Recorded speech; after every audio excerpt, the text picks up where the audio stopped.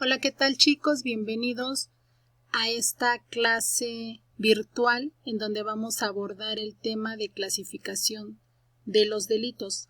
Recuerden que este tema deben de considerarlo en su ensayo donde están analizando la película Presunto Culpable. Ahí van a describir el delito que aborda la película dentro de cuál de las clasificaciones abordadas se puede incluir. Iniciamos.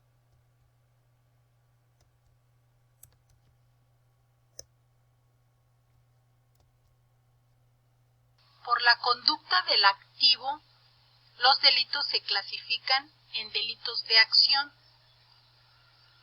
Estos se refieren a cuando la conducta es un hacer, y por delitos de omisión se refiere a cuando la conducta fue un dejar de hacer algo ordenado por la ley.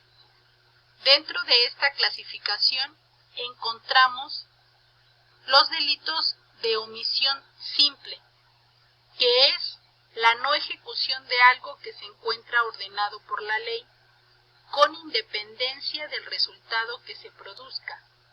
Por ejemplo, el delito de encubrimiento. Y de comisión por omisión. Aquí, el sujeto activo del delito decide no ejecutar la acción a sabiendas del resultado que se produce. Aquí se está realizando una omisión con una acción. Por el resultado, los delitos se clasifican de resultado material. En este tipo de delitos se requiere que la conducta del sujeto activo, ya sea esta de acción o de omisión, produzca una mutación en el mundo real. Por ejemplo, cuando un vehículo se estrella en la barda de una casa, el delito que se produce ahí es daño en propiedad. ¿Hay una mutación en el mundo real? Claro que sí, porque se ha dañado el bien jurídico del patrimonio de una persona, en este caso, su barda. Y la segunda clasificación por el resultado es de resultado formal. En esta clasificación, el delito se consuma con la conducta de acción o de omisión, pero en este caso no es necesario que se produzca una alteración en el mundo material.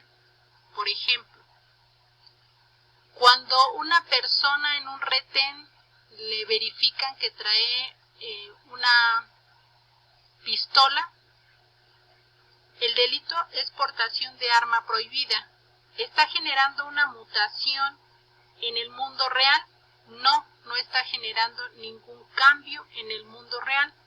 Por eso este tipo de delitos se clasificaría de acuerdo a su resultado en resultado formal.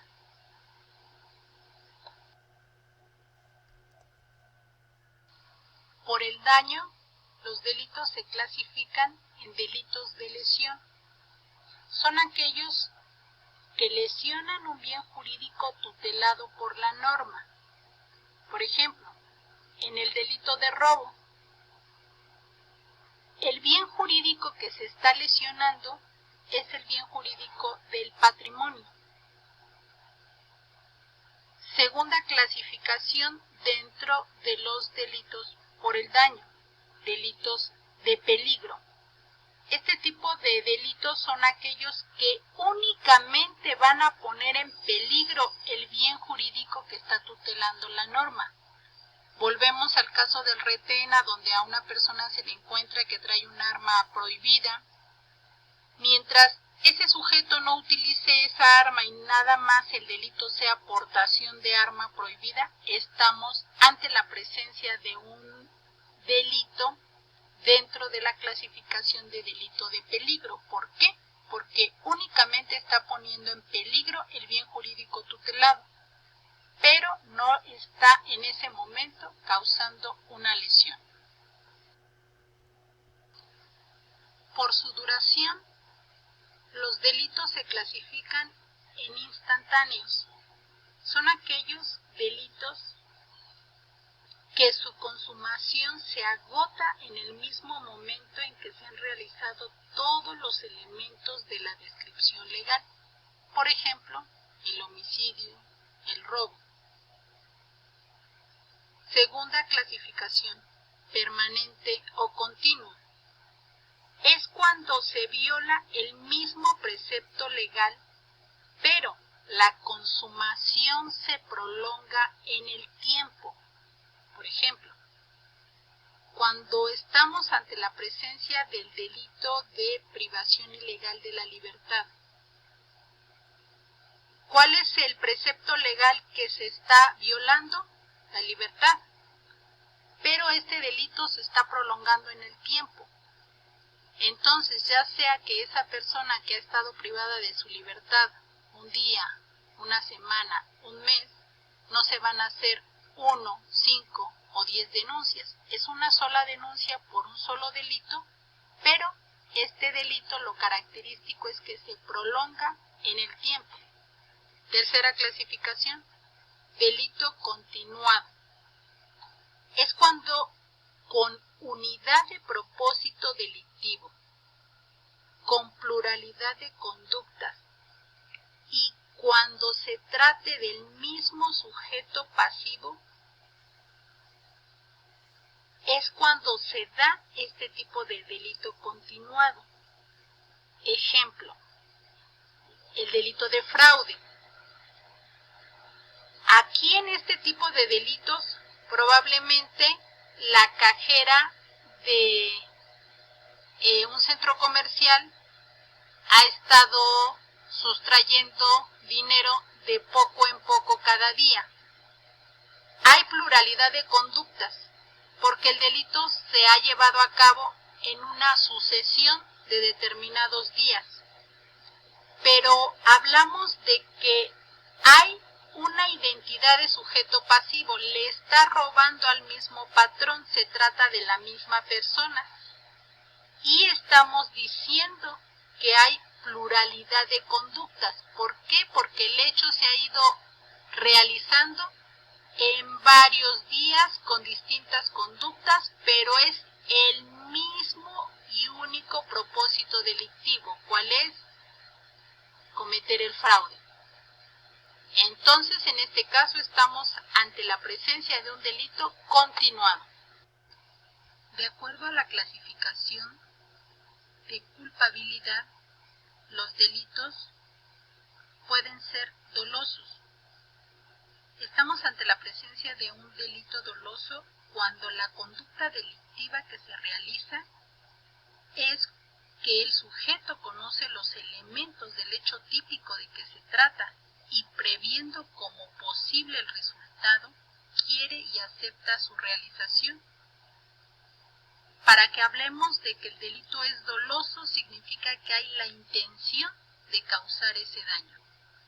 Segunda clasificación, delitos culposos. Este tipo de delito se refiere cuando el agente que produce el resultado típico, que no previó siendo previsible, o que previó confiando en que no se produciría, y se produce.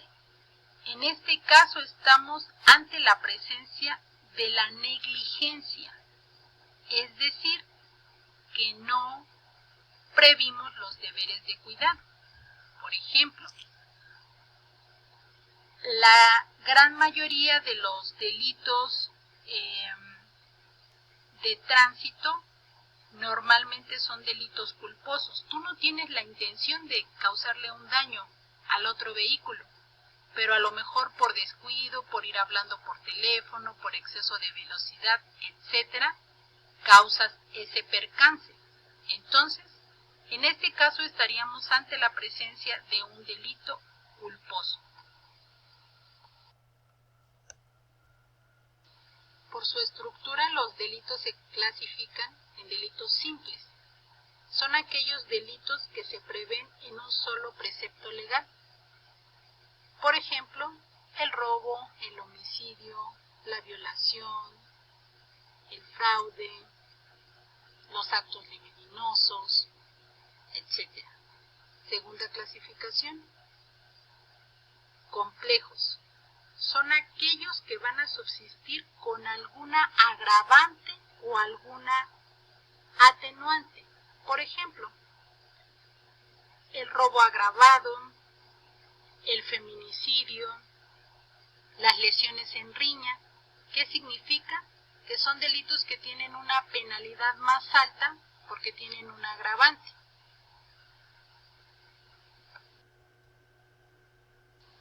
De acuerdo al número de actos, los delitos se clasifican en concurso ideal. Esta clasificación se lleva a cabo cuando se cometen varios delitos, pero se realizan con una sola acción u omisión. Por ejemplo, una persona que va conduciendo un auto, se distrae por contestar una llamada telefónica y da el volantazo, arrolla a un peatón, al salir el carro de la carretera se estampa contra un poste de luz. Esa misma omisión de no prever el deber de cuidado generó lesiones, generó daño a las vías de comunicación. Entonces estamos hablando de que una sola omisión generó varios delitos. Segunda clasificación, concurso real. Aquí se van a cometer varios delitos, pero con pluralidad de conductas. De acuerdo al número de sujetos activos, los delitos se clasifican en unisubjetivos. Son aquellos delitos que para su realización se requiere un solo sujeto activo, es decir, un solo delincuente. Por ejemplo, el robo, las lesiones, el daño en propiedad, la violación, etc. Segunda clasificación, plurisubjetivos. Son aquellos delitos que para su realización se requiere más de un sujeto activo. Por ejemplo, en los delitos de lesiones calificadas por pandilla, para que se pueda considerar como ese delito de lesión calificada por pandilla, se requiere que la persona haya sido agredida por un grupo de sujetos activos que conforman en este caso la pandilla. Por la forma de persecución, es decir, el requisito de procedibilidad, ¿quién está facultado para presentar la denuncia? En este caso se clasifican en delitos de querella. Los delitos de querella son aquellos delitos en los que es necesario que el titular del bien jurídico afectado o su representante legal realicen la denuncia. Por ejemplo, en la violencia doméstica, en el daño en propiedad, en el fraude. Es decir, quien recibió la afectación es la única persona facultada, ya sea por sí mismo o a través de su representante legal, para iniciar la carpeta de investigación. En este tipo de delitos, si la persona que sufrió la afectación, es decir, la víctima, desea llegar a un arreglo, otorgar el perdón legal, lo puede hacer y en ese momento se acaba todo el proceso. Segunda clasificación, delitos de oficio. En este tipo de delitos la denuncia la puede hacer cualquier persona independientemente de que sea la víctima o no. Por ejemplo, en el delito de homicidio, si tenemos conocimiento de que una persona perdió la vida, podemos hacer la denuncia sin necesidad de que hayamos conocido a la persona, de que sea nuestro familiar, nuestro amigo, etc.